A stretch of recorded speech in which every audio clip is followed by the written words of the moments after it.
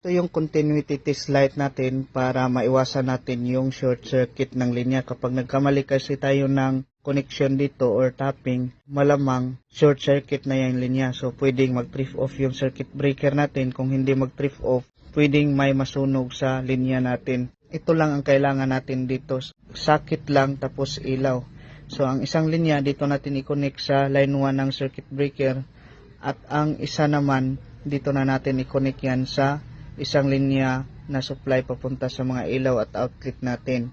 So, sa ganitong paraan, maiwasan natin yung short circuit. So, ngayon, nilagyan natin to ng shorted na linya para matest natin kung effective ba itong continuity test light natin. So, ngayon, itest natin. So, on natin ang circuit breaker. Kapag may shorted yan guys, iilaw to. So, try natin i-on. Yan. Kapag umilaw yan, automatic may mali tayo sa connection. So, kailangan naka-on lahat ng switch dito para effective talaga na malaman natin na naka-short circuit. So, dito, tanggalin natin. Kapag ganyan, itinitest nyo yan guys na hindi umilaw, ibig sabihin, goods yung linya natin yan.